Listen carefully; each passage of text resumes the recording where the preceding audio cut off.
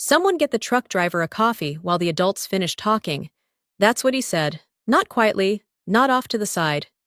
He said it into a live mic, clear, deliberate, and timed perfectly for the room, and the cameras, 3 of them, mounted high in the corners of the boardroom, streaming the entire leadership transition of Blackridge Industrial Group to investors, legal archives, and anyone with access to the internal feed that morning.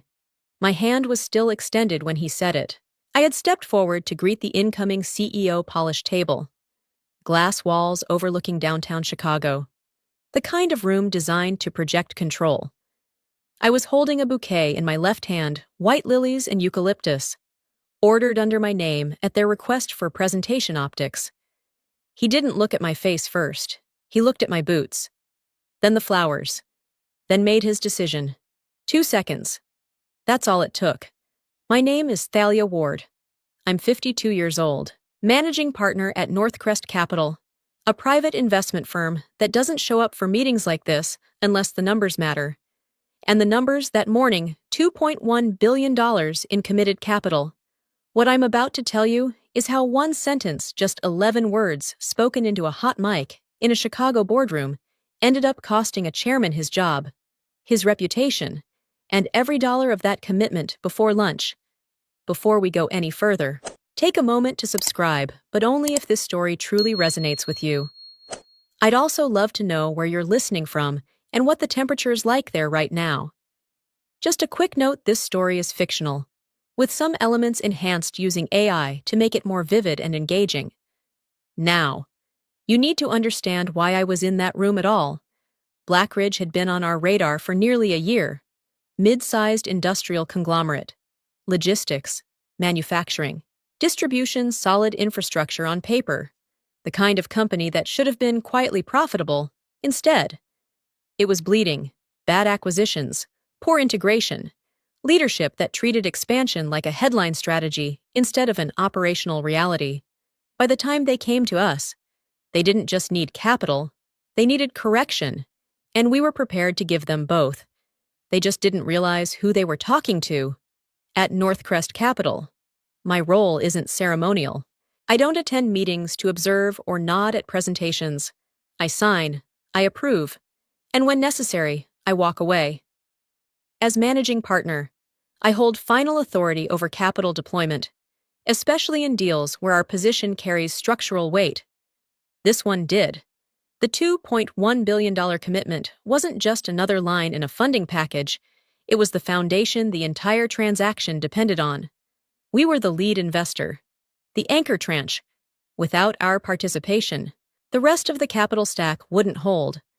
Several institutional partners had already made it clear they would only proceed if we did. That morning, I wasn't there as a guest. 2 years before Blackridge, I made a decision that stayed with me longer than any profit ever could. It was a $600 million investment into a regional infrastructure firm.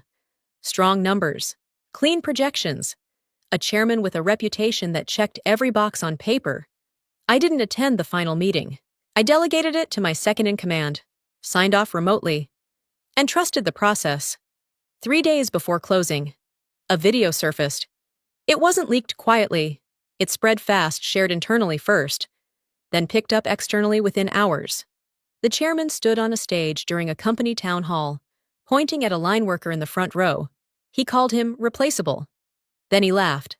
Not nervous laughter, not misjudged humor. The kind of laugh that assumes the room belongs to you. Some people in the audience laughed with him. We saw the clip. We discussed it. Legal said it wasn't material to the deal. PR said it would pass. The board issued a statement about context and misinterpretation, and I let the deal go through. What followed wasn't immediate collapse. It was slower than that, and in some ways, worse. Regulatory scrutiny increased. Labor disputes escalated. Internal morale dropped in ways no spreadsheet could capture. And every time our firm's name was mentioned, it was tied to a company that treated people like expendable parts. We made our return eventually, but it cost time, attention, and something less measurable credibility. After that, I changed how I operated. I stopped believing that numbers alone could tell the full story of a company. I started paying attention to tone, to behavior, to the small moments most people ignore, and I added something to every deal going forward. We called it the respect clause. It wasn't complicated. If any senior leadership engaged in behavior during negotiations or closing that could damage the company's reputation, documented. Observable behavior, we reserved the right to withdraw our capital immediately. No penalties, no delays. Most people signed it without concern. They never think it applies to them. The morning of the meeting, I flew into Chicago earlier than necessary, not because of scheduling, but because I don't like arriving rushed into rooms where decisions carry weight. I changed in the airport lounge, traded the tailored suit I'd worn on the flight for something more practical, and took a car downtown to Blackridge's headquarters. Glass tower, polished lobby, a stock ticker scrolling quietly along the wall. The kind of place designed to signal stability, even when the numbers underneath say otherwise. At reception, I gave my name. The woman behind the desk smiled, then hesitated just a fraction too long before typing it in. It was subtle, but I've learned to notice those pauses. They usually mean something doesn't match expectations.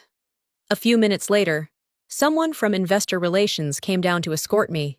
Young, composed, rehearsed in the way people are when they've been told this meeting matters. He asked about my flight. I asked about the room upstairs. He said people were optimistic.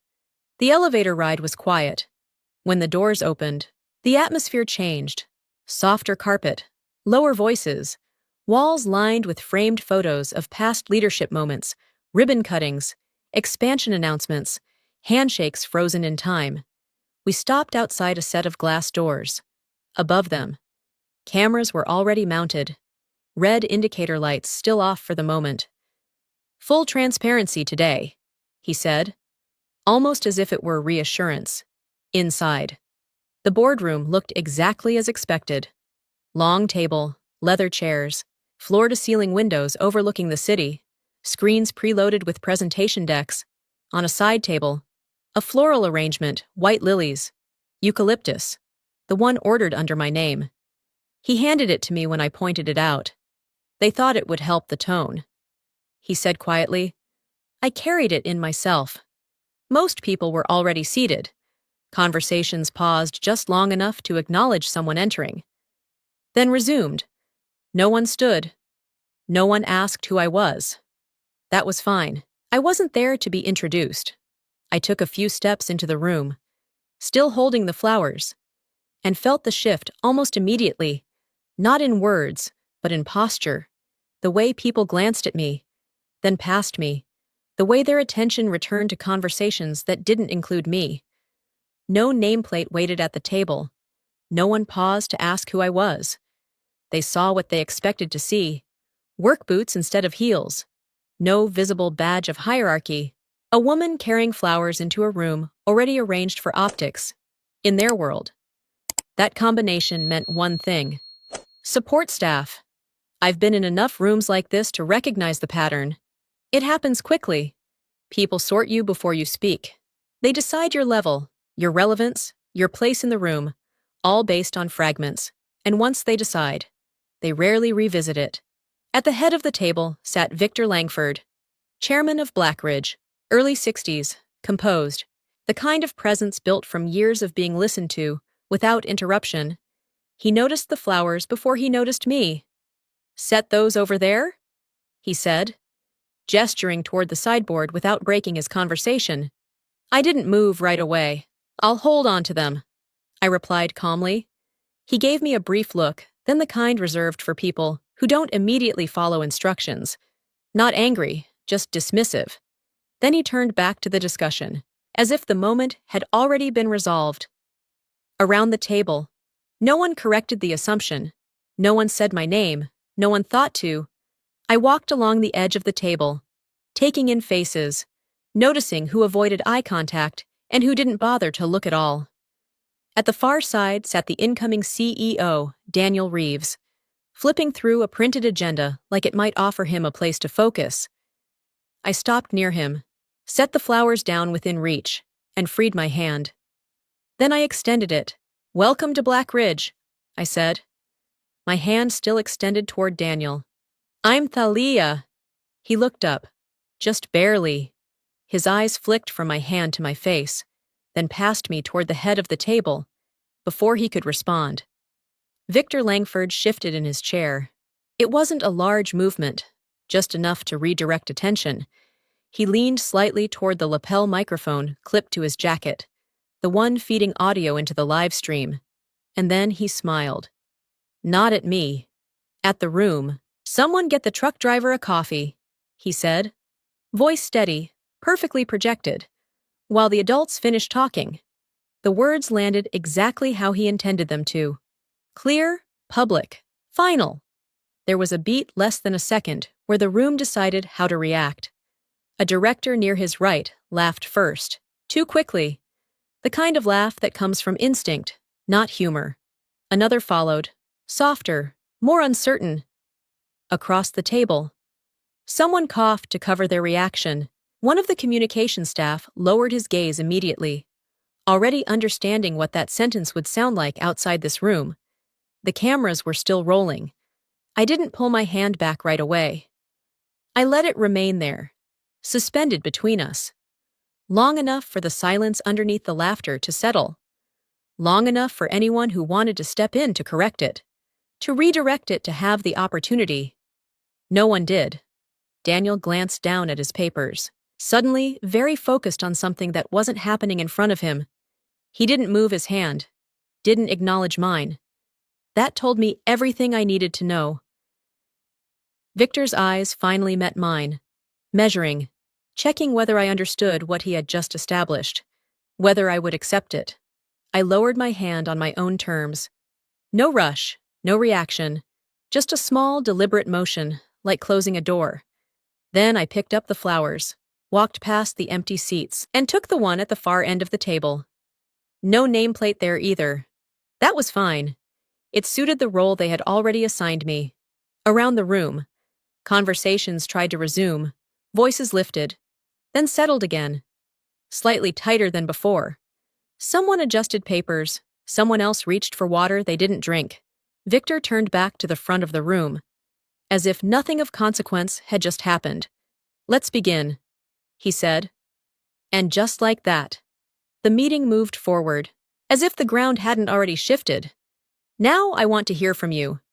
If you think Victor Langford was right to put someone in their place like that, go ahead and comment agree. But if you believe that moment crossed a line that arrogance has consequences, then write arrogant.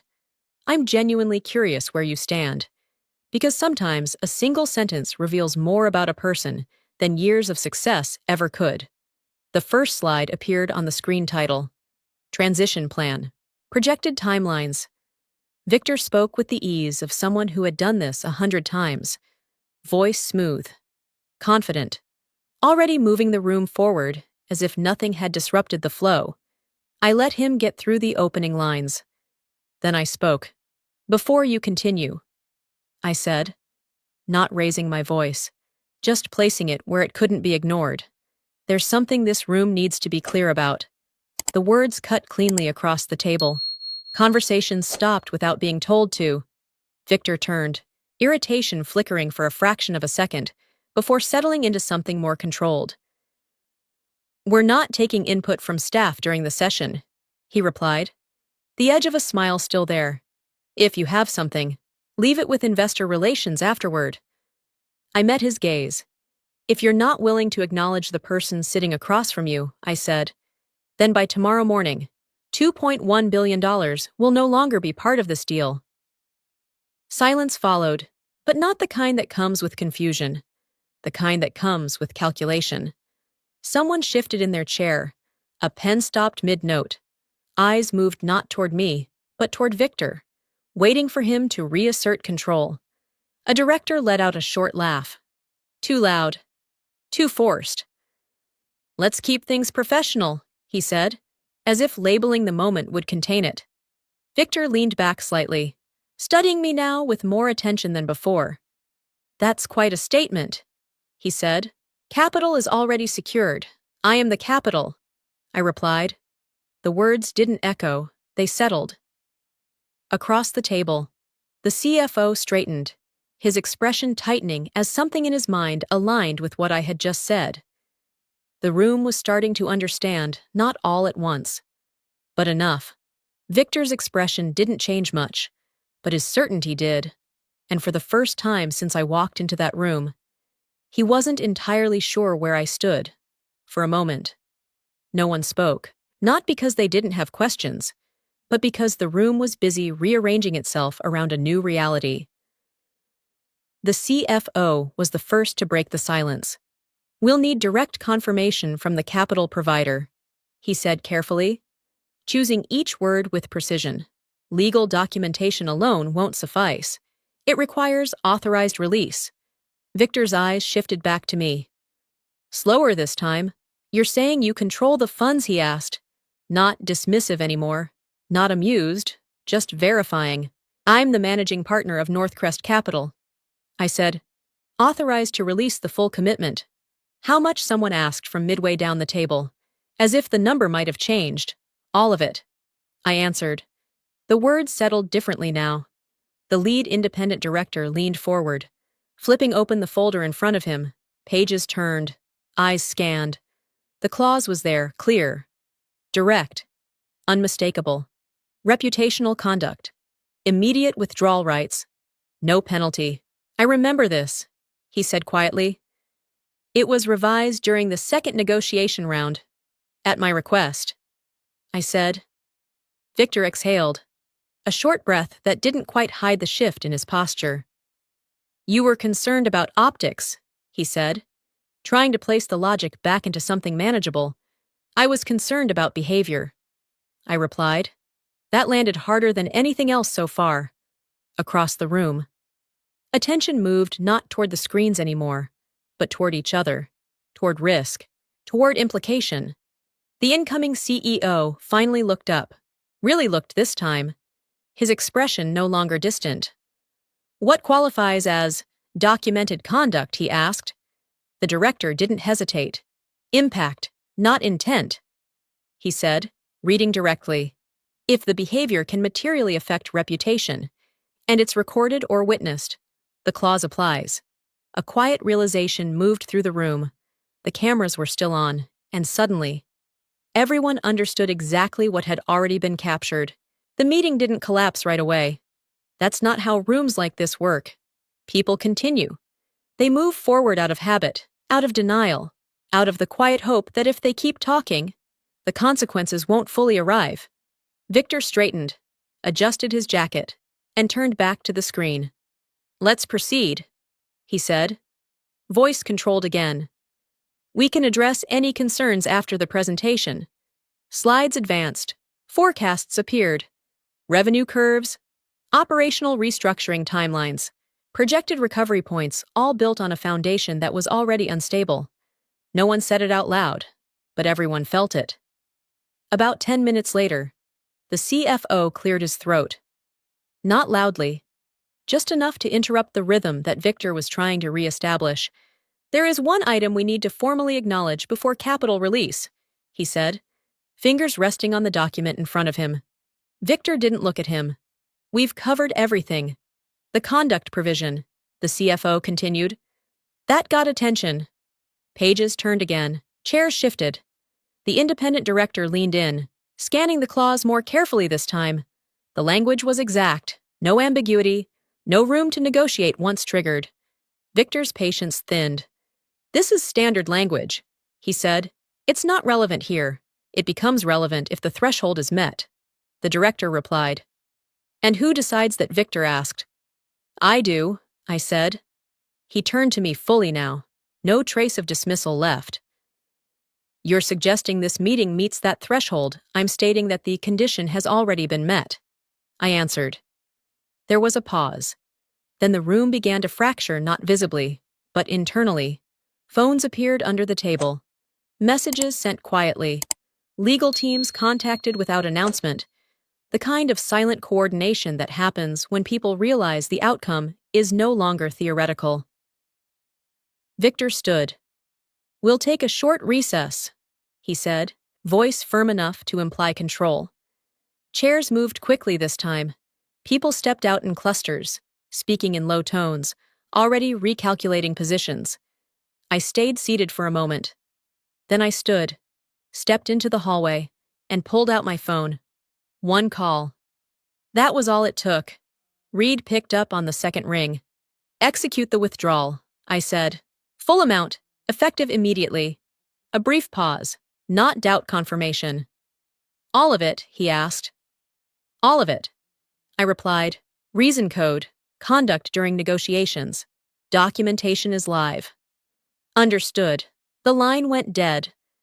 I stood there in the hallway for a moment, steady, composed. Not because it was easy, but because it was already decided long before I made the call. When I walked back into the boardroom, everything looked the same on the surface. Same polished table, same projections glowing on the screen, same people pretending the structure still held. Victor glanced at me, forcing calm back into his expression. Let's continue, he said. The presentation resumed. But the foundation was gone. The first phone buzzed, then another, then a cascade notifications, lighting up across the table like a silent alarm no one could ignore. The CFO checked his screen, then froze. The lead tranche, he said slowly, voice flattening. It's been withdrawn. The room didn't erupt. It tightened. Withdrawn, how Victor asked, his tone sharper now. Executed. The CFO replied. Confirmed. Full amount. 2.1 billion. That's when the shift became visible. One director leaned back, staring at nothing. Another was already typing rapidly, likely contacting legal. Someone else stood up halfway, then sat back down, unsure what action even mattered anymore. Victor turned to me. All performance gone. You'll reverse this, he said, quieter now, but heavier. I held his gaze. There's nothing to reverse.